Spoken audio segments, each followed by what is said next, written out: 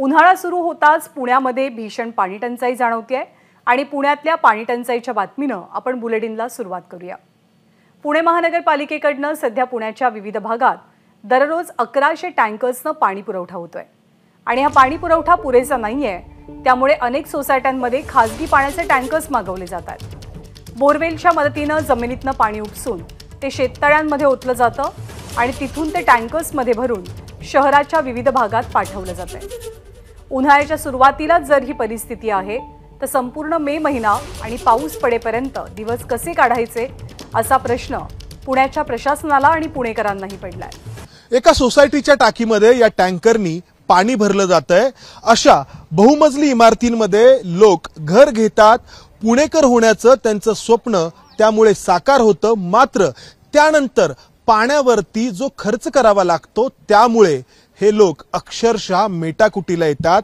अशाच एका बहुमजली इमारतीमधल्या सोसायटीमधल्या रहिवाशांशी आपण संवाद साधणार आहोत। 280 फ्लॅटची ही सोसायटी आहे आणि पुण्यातील हजारो सोसायटींचं जे दुःख आहे किंवा जी समस्या आहे ती यांनाही भेडसावते आहे। खरं तर या ठिकाणचे समाजसेवक असलेले संदीप लोणकर आहेत। तुम्ही ही सगळी परिस्थिती आणि हा सगळा बदललेला जो काही परिस्थिती आहे ती वर्षानुवर्ष पाहत आहात। इतकी गंभीर ही पाण्याची परिस्थिती निर्माण व्हायला काय कारण ठरली? खरं तर आमच्या या केशवनगरच्या परिसरामध्ये गेल्या 15 ते 20 वर्षाच्या काळामध्ये जे काही गृहप्रकल्प होत आहेत, पूर्वीच्या काळी पाण्याची परिस्थिती इतकी भयानक नव्हती। बऱ्यापैकी लोकांना महापालिकेच्या माध्यमातून येणारं पाणी बैठ्या घरांना आणि इथल्या स्थानिक लोकांना पुरेशा प्रमाणात मिळत होतं। आधी तर शेती होत असावी इथे, त्यामुळे शेती विहीर सगळं भूगर्भामध्ये पाणी होतं, बोरवेलला पाणी मिळत होतं। परंतु अलीकडच्या काळामध्ये हे जे गृहप्रकल्प होत आहेत त्यापैकी काही मला वाटतं सँक्शन गृहप्रकल्प आहेत, काही इल्लीगल पण गृहप्रकल्प मागच्या काळामध्ये बऱ्यापैकी इथे या भागामध्ये झाले। परंतु हे सगळं होत असताना प्रशासन या सगळ्या गोष्टीचं नियंत्रण ठेवण्यामध्ये असमर्थ झालेलं आहे। आपण पाहत आहात की आजूबाजूला जे सगळे हे गृहप्रकल्प सँक्शन आहेत, परंतु ह्या गृहप्रकल्पामध्ये आल्याच्या नंतर ह्या नागरिकांना फ्लॅट घेत असताना सांगितलं जातं की तुम्हाला या ठिकाणी महानगरपालिकेचं पाणी, रस्ते आणि या मूलभूत सुविधा दिल्या जातील ड्रेनेजपासून। आज तुम्ही पाहिलं तर ड्रेनेजसाठी आत्ता अलीकडच्या काळात महापालिकेमध्ये या परिसराचा समावेश होऊन जवळपास 7.5 वर्ष झाली, परंतु आत्ता कुठे थोडं काही प्रमाणात ड्रेनेजचं काम सुरू होतं। त्यानंतर रस्त्याचं काम या परिसरामध्ये झालेलं, रस्ते विकसित झालेले, प्रचंड ट्रॅफिकचा सामना करायला लागतो आणि जीवनामध्ये सगळ्यात जीवनावश्यक गोष्ट म्हणजे पाणी। त्या पाण्यासाठी विकत सुद्धा पाणी घेऊन या लोकांना पाणी मिळत नाही, ही खऱ्या अर्थानं परिस्थिती आहे। त्यामुळं याला पूर्णपणे जबाबदार हे प्रशासन आहे आणि प्रशासनानं या सगळ्या लोकांना या परिसरामध्ये गृहप्रकल्पाचं नियोजन करत असताना, या ठिकाणचं अर्बनायझेशनचं नियोजन करत असताना पाणी या गोष्टीचं सुद्धा भविष्याचं नियोजन करावं। अजूनही वेळ गेलेली नाहीये, तर तेव्हा कुठे हा पाण्याचा प्रश्न सुटेल।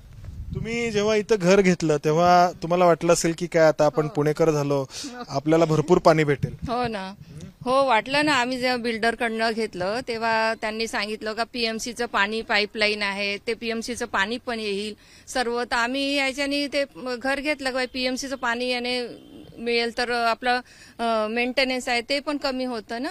आता ते पीएमसीचं पाणी तर आता बिलकुल आलं तेव्हापासून ते तर येतच नाही पीएमसीचं पाणी, परंतु जे टँकर आता आम्ही सोसायटीमध्ये बोलवून राहिले आहे तर तेही पण टँकर बरोबर येत नाही। पीएमसीचे जे आता टँकर जे काही फ्री वगैरे येतात त्याचं तर नामोनिशाणच नाही आहे, ते तर बिलकुल येतच नाही। खाजगी टँकर घ्यावे लागतात। तुम्हाला असं वाटलं नसेल की आपल्याला इतका खर्च करावा लागेल? एवढा प्रॉब्लेम येईल असं वाटलंच नव्हतं, पण दिवसेंदिवस हा प्रॉब्लेम वाढतच चालला। ट्रॅफिकचाही प्रॉब्लेम वाढत चालला, रस्त्याचं रुंदीकरण व्हावं अशी आमची अपेक्षा आणि पाणी सारख्या मूलभूत ज्या सुविधा आहे त्या तरी भेटाव्या अशी आमची अपेक्षा आहे। किती वेळ पाणी येतं आता तुमच्या सोसायटीला? येतं पाणी महापालिकेचं? नाही, अजिबात नाही, अजिबात नाही, अजिबात नाही येत आहे। कधीपासून येत नाही? जेव्हापासून फ्लॅट घेतल्यापासूनच येत नाही। पाणी सगळं विकतच सगळं विकतच, फक्त टॅक्स भरतो, फक्त आम्ही टॅक्स देतो पीएमसीला, पण पाणीचे काहीच नाही, एक बूंद सुद्धा पाणी आम्हाला मिळालेलं नाही, फक्त टॅक्स घेतलेला आहे पीएमसीने। सगळं विकतच्या पाण्यावर? पण मिळत नाही। सगळं विकतच्या पाण्यावरती. या सोसायटीचे चेअरमन आहेत. साधारणपणे प्रत्येक महिन्याला किती खर्च येतो तुम्हाला पाण्यासाठी? साधारणपणे इथं 280 फ्लॅट्स आहेत आणि अराउंड 1200 लोक इथं राहत आहेत. आम्हाला पाण्यासाठी 4.5 लाखाच्या आसपास खर्च दर महिन्याला येतोय. आम्हाला रोज 20 टँकर जवळजवळ पाणी विकत घ्यावं लागतंय आणि हे मागच्या जेव्हापासून सोसायटी फॉर्म झाली तेव्हापासून हे कंटिन्युअसली असंच चालू आहे. आम्हाला PMCने पाण्याचं कनेक्शन दिलं पण त्या पाण्याच्या कनेक्शनला कधी पाणीच आलं नाही आतापर्यंत. महापालिकेमध्ये तुम्ही संपर्क केला, तुम्हाला काय सांगितलं? मैं हिंदी में बोलूँगा. महापालिका में कई बार हमने टिकट रेज किया है. टिकट रेज करते हैं, क्लोज कर देते हैं, पानी नहीं आता. अब एक छोटा सा कैलकुलेशन मैं आपको बताता हूँ. हर एक यहाँ 280 फ्लैट हैं. 280 फ्लैट से लगभग 3000 रुपये सालाना वाटर टैक्स लिया जाता है, पानी का टैक्स. हमारे पास पाइपलाइन का कनेक्शन 4 साल से 4 साल में 2 बार पानी आया है. इसके अलावा पानी नहीं आया. तो अगर 3000 रुपये महीना साल का आप एक फ्लैट से लेते हो तो सालाना 8 लाख रुपए टैक्स आप हमसे लेते हो सोसाइटी से. सालाना 8 लाख रुपए टैक्स लेते हो और उसमें से आप अगर हमको 15 टैंकर फ्री भेजते हो, 1000 रुपये टैंकर का अगर मैं कैलकुलेशन लेता हूँ तो महीने का आप मेरे से 15,000 रुपये ले 15,000 का पानी देते हो. ठीक है, सालाना ज़्यादा से ज़्यादा 3 लाख रुपए हुआ. तो हमारा 5 लाख रुपए जो एक्स्ट्रा PMC ले रहा है हमसे, वो पैसा कहाँ जा रहा है? या तो हमको रिफंड करो. आप अगर पानी नहीं दे पा रहे हो तो हमको रिफंड करो वो पैसे. हमें वापस आना चाहिए. हमें टैक्स नहीं लेना चाहिए. आप साल के 6 महीने का टैक्स लो, बराबर है. PMC जितना हमको पानी चाहिए 5,000 रुपए पर फ्लैट, 5,000 लीटर पर फ्लैट का पानी हमको देना चाहिए PMC को, बराबर. प्यायला पाणी तर मग सगळं तुम्ही आरोचंच सगळं बाहेरच विकतच वापरता? विकतचं बिलकुल. आता हे जे काही टँकर आलेला आहे, खाजगी टँकर आहे, तर तो वापरासाठी, पिण्यासाठी तर तुम्ही मग बाहेरून विकतच आणता, 4 विकत आणता? नाही ना, पुरतच नाही तेवढं पाणी. पिण्याचं मागवतात त्याचा रेट जास्ती असतो पिण्याच्या पाण्याचा, तर ते अजून एक्स्ट्रा खर्च वाढतो आमचा मेंटेनन्सचा. ही जी परिस्थिती आपण पाहतो आहोत ती कुठल्या दुष्काळी भागातली, पश्चिम महाराष्ट्रातल्या मानखटाव सारख्या दुष्काळी भागातली किंवा मराठवाड्यातल्या एखाद्या दुष्काळी भागातली नाही, तर ही पुण्यातली परिस्थिती आहे. या सोसायटीमध्ये कधी पाणी आलंच नाही. पुण्याबद्दल लोकांच्या आत्तापर्यंत वेगवेगळ्या संकल्पना राहिलेल्या आहेत किंवा पुण्याबद्दलची एक वेगळी प्रतिमा आत्तापर्यंत लोकांच्या मनात राहिलेली आहे. या प्रतिमेला छेद देणारी ही परिस्थिती आहे. हे बदललेलं पुणे आहे. एक काळ असा होता की पुण्यामध्ये तोटी सुरू केली की नळाला पाणी यायचं. आज अशी परिस्थिती आहे की उपनगरांमध्ये प्रत्येक घरासमोर प्रत्येक कुटुंबाचा स्वतंत्र असा पाण्याचा बॅरल आहे. या टँकरमधून बॅरल्समध्ये पाणी ओतलं जातं आणि अगदी वरती 3ऱ्या 4थ्या मजल्यावरती मोटरच्या साह्याने हे पाणी चढवलं जातं. वर्षानुवर्ष इथले हे नागरिक हे सगळं भोगतायत. नमस्कार ताई, बरोबर आहे ना? हो बरोबर आहे. आम्हाला पाणीच नाही मिळत आणि आम्ही आता हे पण असल्यामुळे, ज्येष्ठ असल्यामुळे आम्हाला पाण्याचं समस्या खूप भेडसावतेच आहे. आम्हाला नळाद्वारे पाणी मिळालं असतं तर बरं झालं असतं, पण टँकर जरी आला तरी आमच्याकडनं तेवढं 4थ्या 5व्या माळ्यावर नेणं बी शक्य होत नाही ना. तर आमची समस्या सोडवा हेच तुम्हाला सांगणार. आता इथे बघा, हे प्रत्येकाचा एक वेगळा बॅरल आहे, बरोबर? तुमचा बॅरल कुठला आहे, कोणता? येलो कलरचं झाकण आहे ना, तो माझा. तर ही अशी परिस्थिती आहे. प्रत्येकाने आपल्या नावाचा बॅरल इथे ठेवायचा, टँकर येऊन त्यामध्ये पाणी भरणार. हे कधीपासून सुरू आहे? जवळजवळ 10 वर्ष झाले आमच्या इथं पाणी हा प्रकारच नाहीये. आणि जवळजवळ आता दादांच्या मुळे टँकर येतो, ते पाणी आम्ही भरतो. नाही तर आम्ही 10 वर्षापासून रिक्षानी कशानी पण पिण्याचं पाणी आम्ही लांब लांब आणलेलं आहे. पाणी पुणे महापालिकेची हद्द आहे बरं का. मी कुठल्या ग्रामीण भागामध्ये नाही, आवर्जून सांगतो आहे. पिण्याच्या पाण्याचं काय करता? पिण्याच्या पाण्याचं आम्ही काय करतो म्हणजे आम्हाला पाणी गेले बरेच वर्ष झाले पाण्याचा प्रश्न सोडवला जातच नाही. आणि पाणी बॉटल घ्यायची आणि इकडे तिकडून कुठून तरी पाणी आम्हाला मिळालं तर आम्ही तिकडून पाणी घेऊन येतो. त्यामुळे ह्या साईडला पाण्याचा गुरुकृपा सोसायटीमध्ये पाण्याचा प्रश्न आजपर्यंत मिटलेलाच नाहीये. तो प्रश्न लवकर हे आवर्जून सांगायचं आहे की ही परिस्थिती पुण्यातल्या एका कुठल्या भागामधली नाही. पुण्याच्या 4ही बाजूंना हीच परिस्थिती आहे. पिण्यासाठी पैसे खर्च करावे लागतात, म्हणजे विकतच आणावं लागतं. हाँ, पीने का पानी तो बाहर से लाते हैं और यहाँ से लोनकर साहब का पानी लेते हैं हम लोग. अच्छा, हाँ. कितना खर्चा आता है महीने में? पानी खरीद के लाना पड़ता होगा ना? 1500-2000 तक जाता. जास्त पैसे जातात, पिण्याच्या पाण्याला जातात. परत हे पण टँकर येतं कधी, मग कधी येत पण नसेल. हा कधी येत पण नाही. मग हे आता दादा आणतात त्यामुळे आम्हाला भेटतं, मग हे भरून घ्यायचे, परत वर चढवायचं, परेशानी हे पूर्ण. बघा, हे इथं बघा, ही मोटर लावली आहे या ठिकाणी. या मोटरच्या साह्याने पाणी वरती चढवण्यात येतं. या मोटरची एक पाईप या बॅरलमध्ये जाणार आणि दुसरी बघा ही ती अशी सोडली की मोटर सुरू होणार आणि या पाईपच्या साह्याने वरती पाणी चढवलं जाणार. दुसऱ्या मजल्यावर राहता तुम्ही? हो, दुसरा सेकंड फ्लोअरला राहतो. ही कसरत रोज करता तुम्ही? रोज दिवसाआड जसं दादा टँकर पाठवतात त्या हिशोबाने मग जसं तेवढं करावं लागतं, कारण आमच्या इथे पाणीची व्यवस्थाच नाही. लोक प्रत्येक गोष्ट कशी स्वीकारत जातात त्याचाही नमुना आहे. म्हणजे आपण दुष्काळी भागामध्ये पाहतो की लोक यूज टू होऊन जातात किंवा सवयी होऊन जाते लोकांना त्याची. तर आता महापालिका जे काही करायला हवं ते काही करत नाही. आता निवडणुका आहेत, तर काय वाटतं तुमच्या ह्या समस्या कुठल्या निवडणुकीमध्ये पक्षाच्या माध्यमातून कुठं मांडल्या जातात? प्रत्येक वेळेस आहे ना, निवडणूक आली की येतात लोक, म्हणतात आम्ही तुमच्या ह्या सोयी करू, त्या सोयी करू. होत तर काहीच नाही. मला पण 7-8 वर्ष झाली इथं राहते मी. आणि पिण्याच्या पाण्याचं म्हणजे पिण्याचं पाणी हे प्रत्येकाची गरज आहे. रस्ते, लाईट, पिण्याचं पाणी, सेफ्टी टँक, हे सगळ्याच गोष्टीची खूप गरज आहे, पण ते काहीच सोयी होत नाहीत. आता मला तुम्हाला जरा आणखी काही विचारायचं आहे की पुणे स्मार्ट सिटी झालंय, म्हणजे पुण्याचा नावलौकिक संपूर्ण देशभरामध्ये आहे. पुण्यात अमुक गोष्ट आहे, पुण्यात तमुक गोष्ट आहे, पण पाणी कुठे आहे पुण्यामध्ये? ह्या साईडला पाणीच नाहीये ना. घेतो कॉर्पोरेशन टॅक्स कशाचा मागतो आम्हाला सोय नाही पाण्याची, ना ड्रेनेज लाईनची सोय. कितीक वर्ष आम्ही चिखलात येत होतो, ते आता दादांनी रस्ता केला. कितीक वर्ष आम्हाला पाणी नव्हतं, त्यांनी आम्हाला पाणी दिलं. आम्ही टॅक्स येतात तेवढे टँकर पण पुरत नाही ना, लोकसंख्या एवढी जास्त आहे. पाहिजे ना जास्तीत जास्त. नावाला पुणे सिटीमध्ये राहतोय पण सोयी सुविधा काहीच नाहीये. घर घेतलं तेव्हा वाटलं असेल ना की आता आपण पुणेकर झालो. मग तसं वाटतं, घर घेतल्यावर प्रत्येकाला वाटणारच पुणेकर झालंय. आणि पुण्यामध्ये जशा फॅसिलिटी आहेत तशा इथं भेटतच नाहीयेत आता.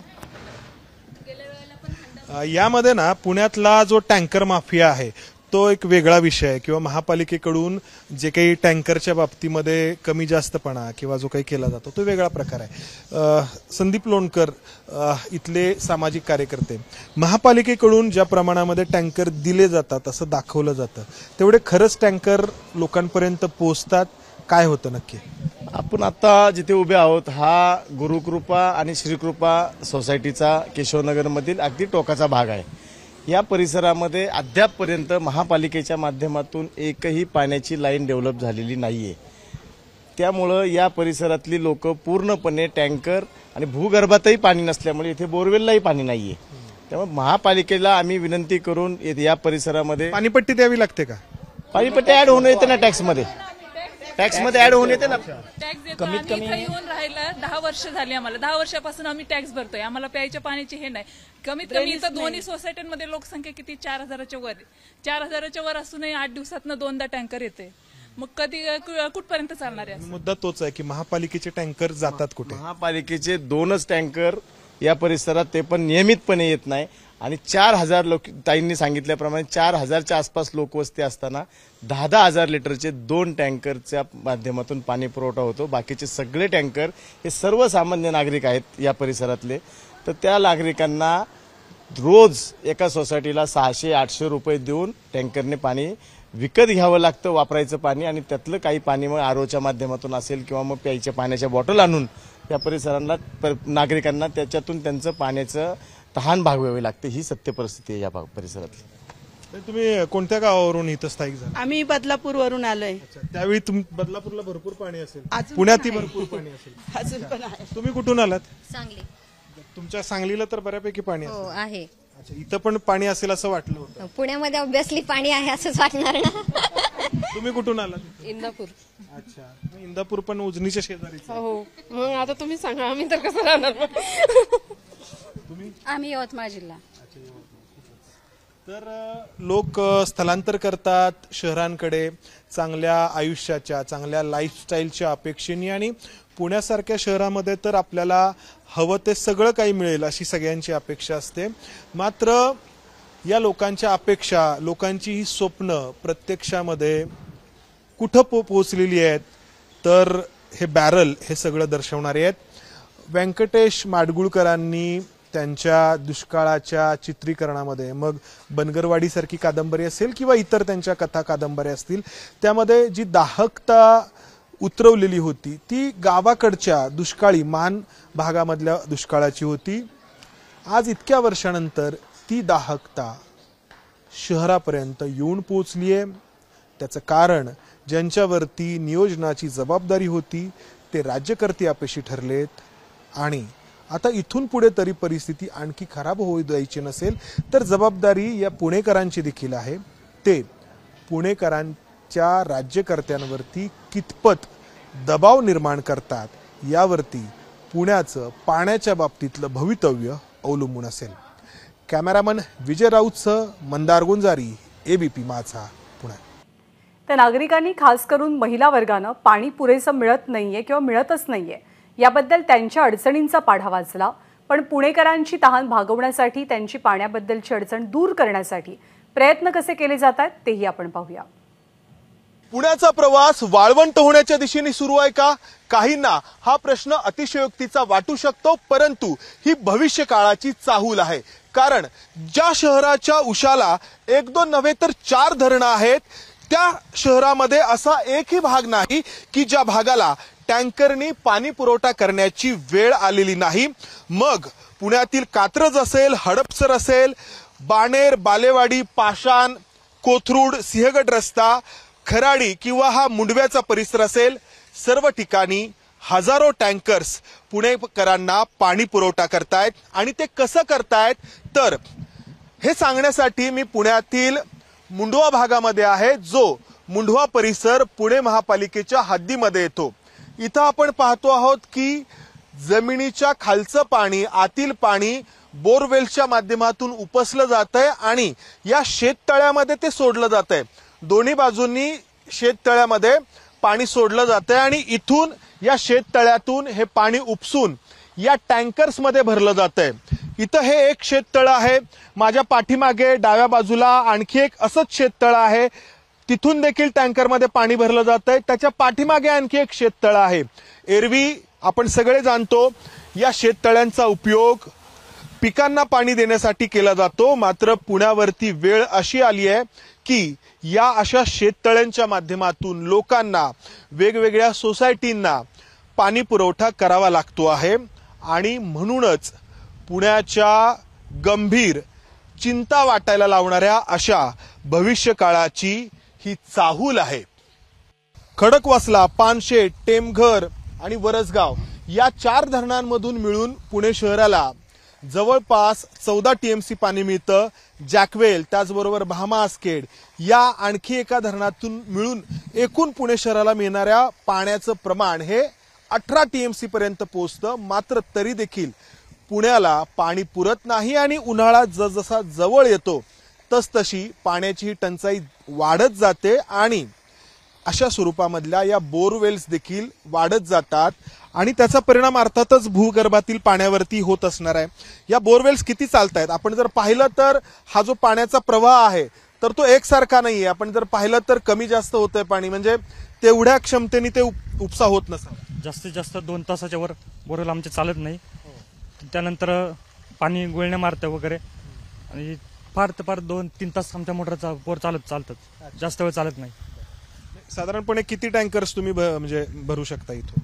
साधारण 7 ते 8 टँकरच्या वर पाणी मिळत नाही आम्हाला जास्त इथे. पुणे महापालिकेकडून संपूर्ण शहरामध्ये सध्या 1100 ते 1200 टँकर्स दररोज पुरवले जातात अशी पुणे महापालिकेची आकडेवारी सांगते. मात्र संपूर्ण शहरामध्ये खाजगी टँकर्स घेण्याचं प्रमाण हे कितीतरी पटींनी अधिक आहे आणि त्याचं मोजमाप करणं हे केवळ अशक्य आहे. हजारोंच्या संख्येने दररोज पुण्यामध्ये अशा स्वरूपात पाण्याचा उपसा होतोय. कारण धरणांमधलं पाणी पुरत नाहीये. ते का पुरत नाहीये तर गेल्या अनेक वर्षांमध्ये, 15-20 वर्षांमध्ये पुण्याचा जो वेगाने विस्तार झालाय, विकास झालाय, त्यामुळे पुण्याची लोकसंख्या जी वेगाने वाढली आहे त्या वेगाने वाढलेल्या लोकसंख्येला पुरेसं असं पाणी आणि पाणी पुरवठा करणारी यंत्रणा पुरवण्यामध्ये पुणे महापालिका आणि पर्यायाने पुण्यातील राज्यकर्ते सपशेल अपयशी ठरलेत. कॅमेरामन विजय राऊतसह मंदार गुंजारी, एबीपी माझा, पुणे. एबीपी माझा, उघडा डोळे बघा नीट.